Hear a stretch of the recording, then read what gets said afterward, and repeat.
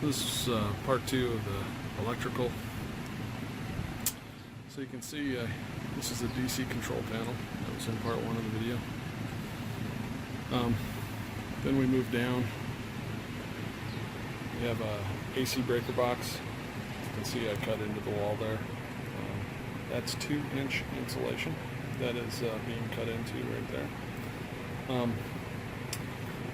You can see I have constructed a mount for the for kind of both of these pieces. I have the AC box mounted to the DC board hinge panel, and then I have a strap that runs vertically that also ties in that AC box, so it's not going anywhere. On top of that, it's going to be inside of a cabinet with no real load on it. But this guy is completely different. So he's a Hulk. He's like 50 pounds. So what I did was I tied him in. I built a mount by tying 2 strips of steel vertically on both sides, and then cross member to support the built-in tie-ins that are normally used to mount this inverter charger. So I had to take the inverter off to punch a hole in the side panel, the side of the AC breaker box. So I thought I'd just quickly show that. I mean, it's exactly what I said it was, but you can see it better now. There's the mount that comes with the Victron inverter charger. And then the idea here is essentially all the wiring that is part of the van sticks with the van. You can take the cabinets out. So these are going to have cabinets built around them and pushed back and secured to the wall around them. But if you decide to change your cabinets, then you can do that without too much trouble. So I'm going to build this out. We're going to have a wire chase run that comes down that allows these cords to be tucked away nicely. And then of course they go up, and I have a piece of gutter tube that runs across the ceiling. There's a little split in it so I can get power to the fan, and then it keeps running down and comes out the other side.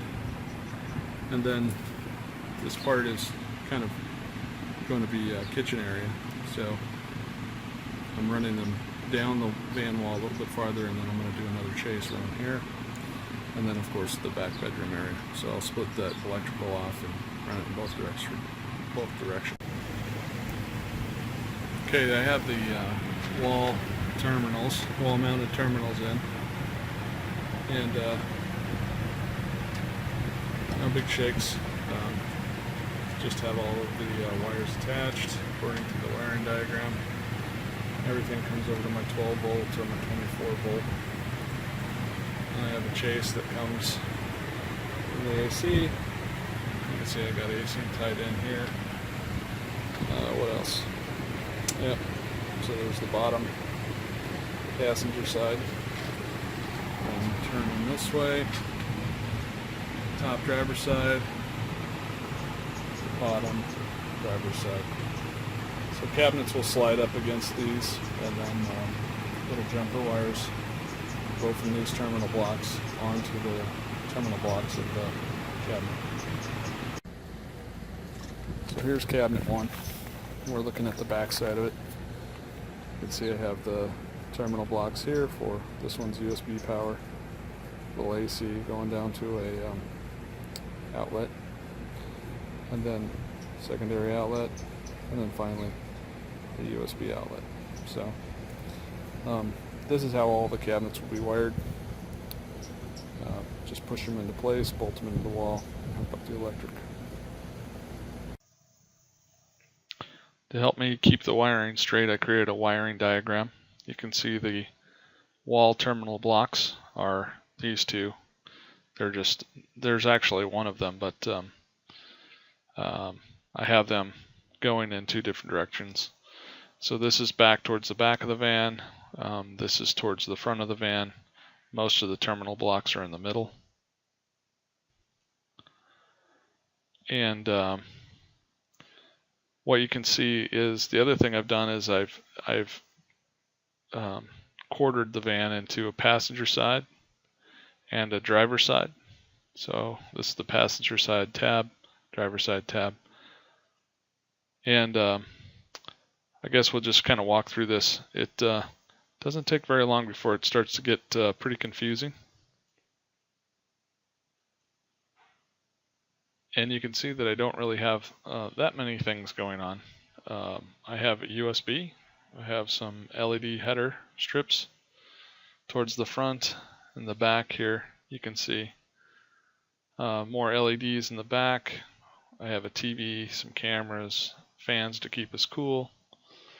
I'm going to have a little microprocessor that does some other controls, switches,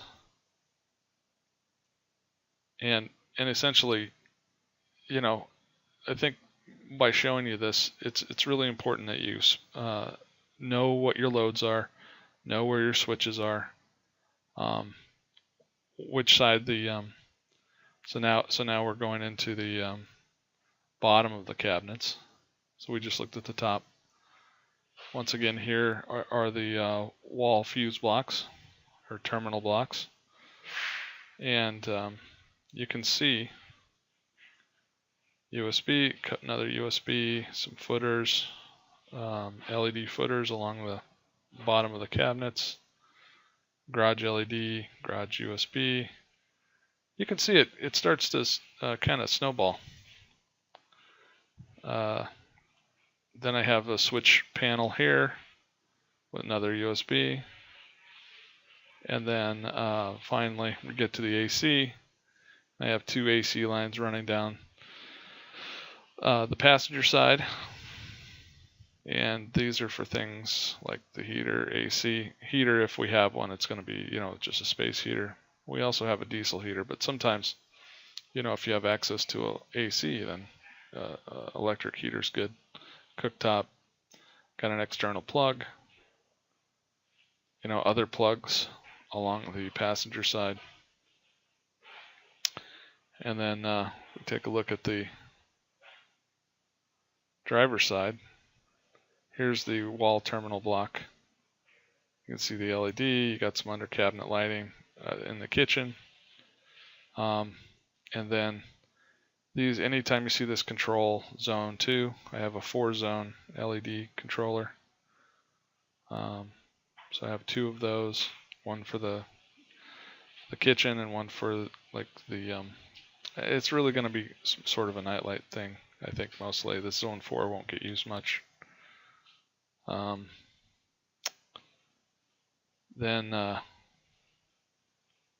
then we keep going.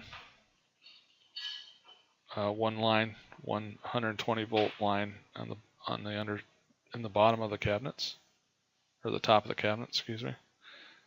And then we're in the bottom, some USBs. I have a thing called a water box. Basically, it has all of the controls and valves for winterizing, filling up the tanks, and other things. So instead of using manual ball valves, I'm using mechanical, electromechanical. So that way I can bury these basically, and then just flip a switch and then they toggle. And let's see, toilet. We got a composting toilet. That's the fan power. More under cabinet lighting. So anyway, the rest of this is pretty. We have a footer LEDs and a 2-way switch, so we'll have a 2-way switch back near the bed and one at the sliding door opening. Once again, fan switch where you can get it easily when you're sleeping. And then you get to the 24 volt side and you can see fridge, and I got a couple of linear actuators toggle switch. No big deal. So that's the wiring diagram. I suggest if you have much going on that you create one of these. Kind of keeps your head straight, keeps things wired up correctly.